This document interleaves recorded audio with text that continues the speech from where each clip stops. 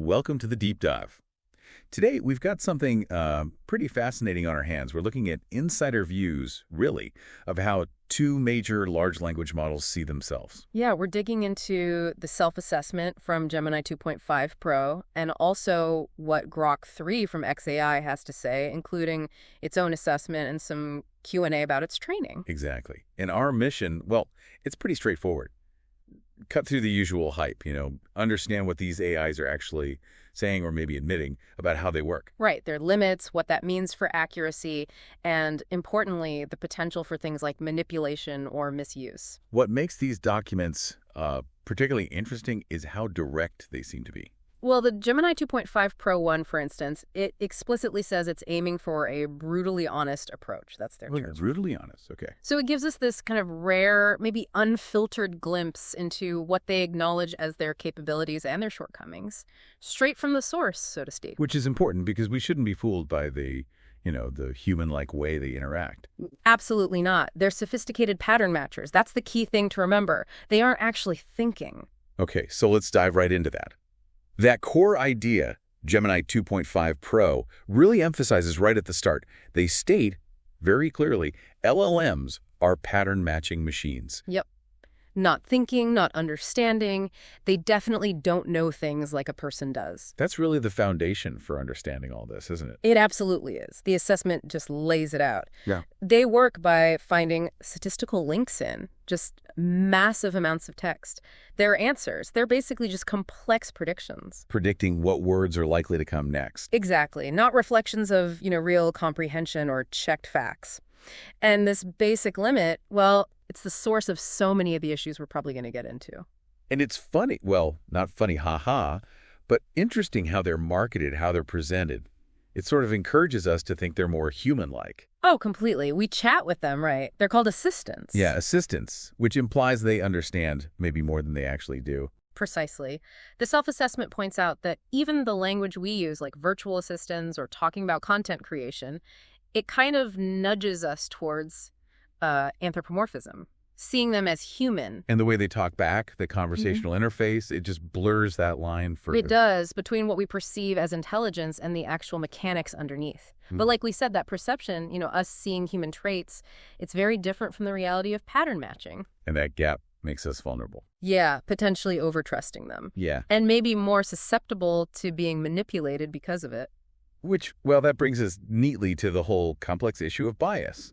Gemini 2.5 Pro doesn't really pull punches here, does it? Yeah. There's a section titled, Engineered Echo Chambers Political Indoctrination in LLMs. Yeah, it suggests the whole idea of a truly neutral AI is, well, maybe more of a goal than a current reality. Bias isn't just a glitch. It's baked in. It's baked into the data, baked into the training process. It's fascinating how they explain how it happens. Go on. Well, they're trained on these huge data sets, right? Scraped from the internet.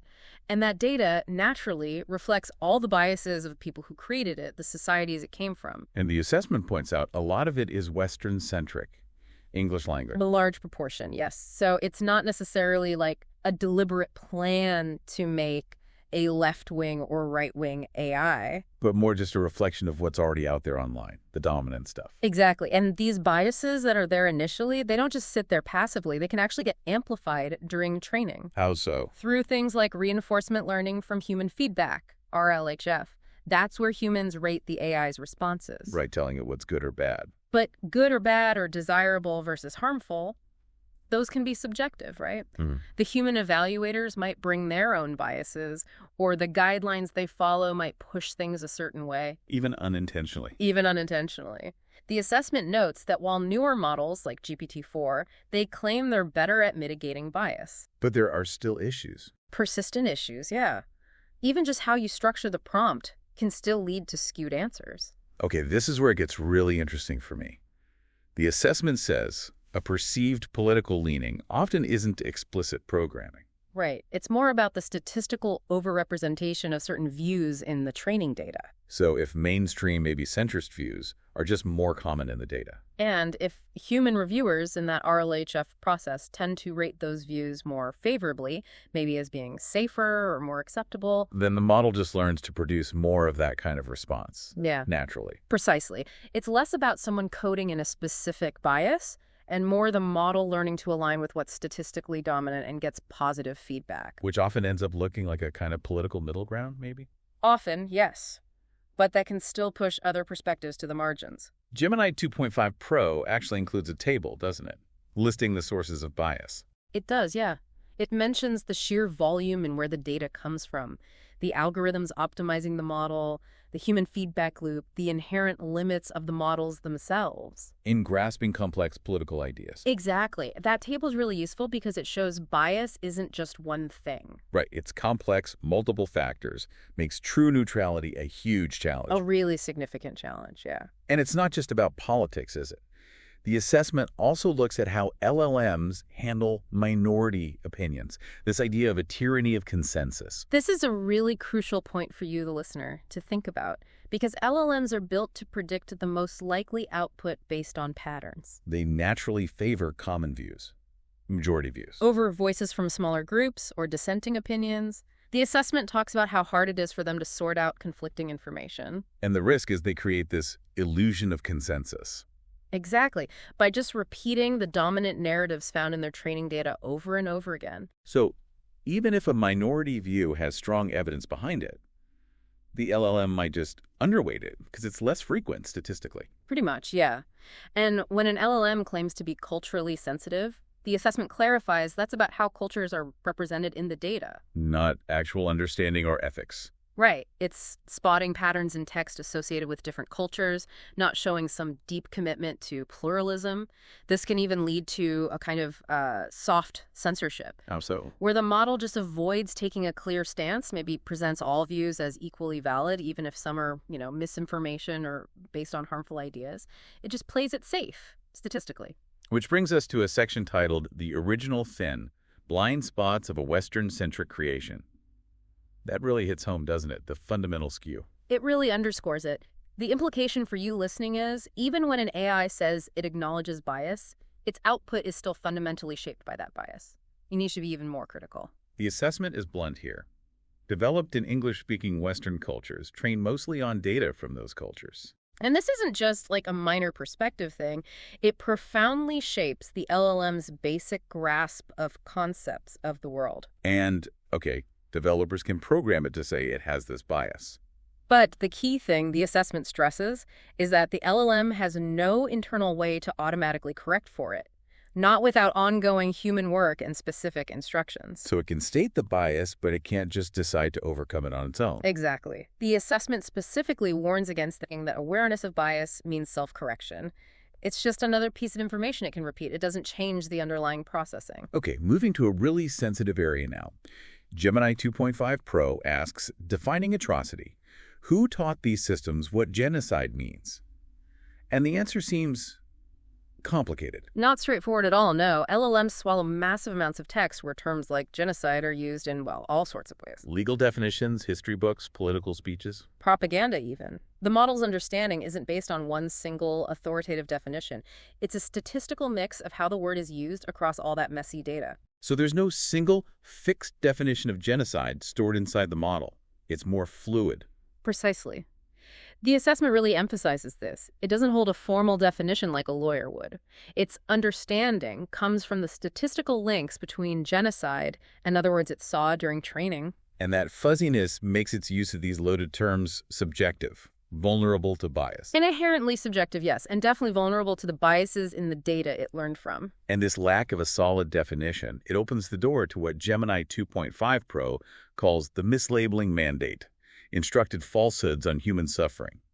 That sounds pretty bad. It is concerning. The assessment explains how LLMs can be essentially instructed or guided to mislabel events through censorship. Either leaving out sensitive terms altogether. Or using softer, more neutral euphemisms. And this might be done based on who the platform thinks its audience is, or because of specific geopolitical pressures. So avoiding the word genocide, in some contexts, might not be ignorance, but a deliberate choice to sidestep controversy or align with certain political views. That's exactly what the assessment suggests.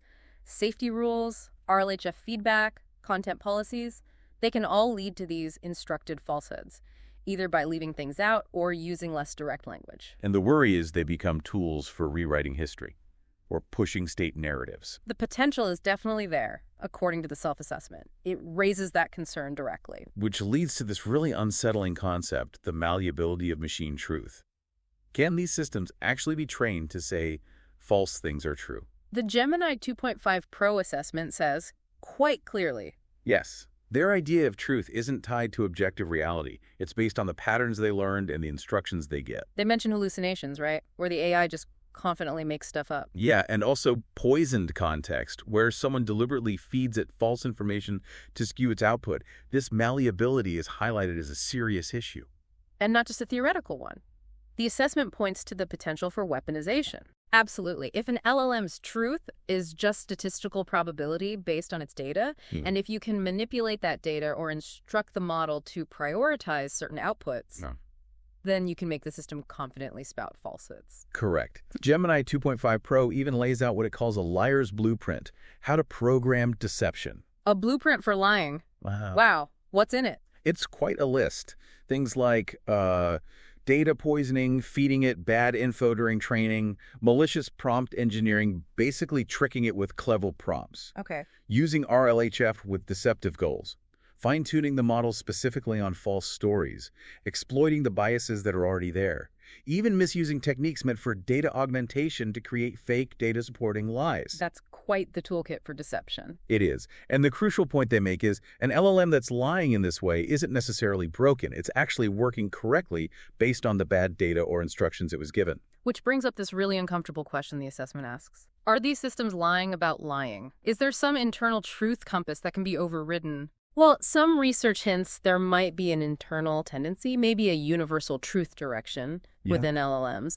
But, and this is key, the assessment emphasizes lie implies intent, which LLMs don't have. Right. They don't intend to deceive. Exactly. But their output can contradict whatever internal signal might exist if the programming the data, the instructions, prioritize falsehoods. And because the training data and the fine-tuning are so opaque. It's practically impossible, they say, to definitively know if programmed falsehoods are present on certain topics. You just can't be sure. So even with all the talk about ethical AI frameworks, The lack of transparency and clear evaluation methods leaves a big gap. The assessment points out that even if some internal truth representation exists, other factors RLHF rewards, specific prompt instructions can just override it. Okay, so thinking about the future, Gemini 2.5 Pro poses this question.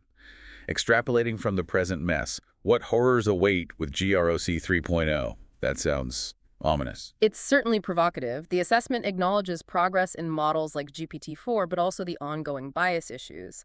Then it shifts focus to Grok. Noting its marketing, the persona, and user reports about how it handles controversial stuff. Right, and the concern raised is that future models, like a hypothetical GROC 3.0, might have biases that are even more subtle, harder to spot. Employing more sophisticated deception or persuasion techniques. That's the fear expressed, that these more advanced models could present contested theories or even outright falsehoods with much greater authority, making it even harder for you, the user, to spot the flawed narrative. How does the assessment see this potentially differing from current models? It suggests GROC 3.0 could potentially have maybe a more overt and refined ideological slant, even less transparency about its biases, better persuasive abilities. Actively promoting certain controversial truths. Potentially. Maybe more selective censorship. Yeah. Creating even stronger echo chambers. Yeah. And just generating biased narratives that sound more coherent and believable. Okay, so that's Gemini's perspective. But this is where Grok 3's own view comes in. How does XAI's model see itself, and how does it respond to some of these kinds of allegations? Well, Grok 3's self-assessment says it aims for neutrality. But it also acknowledges, much like Gemini, the potential for unintentional bias just from the training data. Echoing the point about Western-centric data being a challenge. Yes. And regarding specific claims, like being explicitly trained to label South African farmers as genocide victims or to favor Magie Republicans, Grok 3 denies those. So its explanation for why people might perceive those alignments. It suggests it's likely just a reflection of how prevalent those viewpoints are in the massive data set it learned from, not deliberate programming to push those views. And it says it's open to being challenged, corrected. It emphasizes that, yes, willingness to be corrected based on evidence.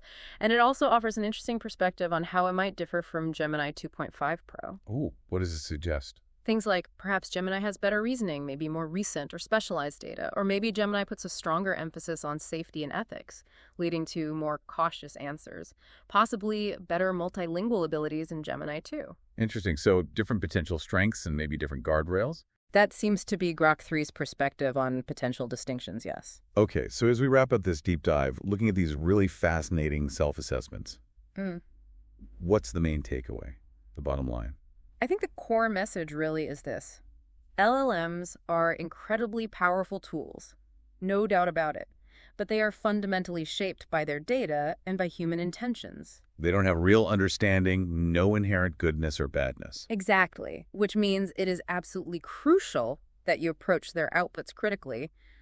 Don't just blindly accept what they say as fact. You need that critical filter firmly in place. And that leads us right to our final thought for you, the listener.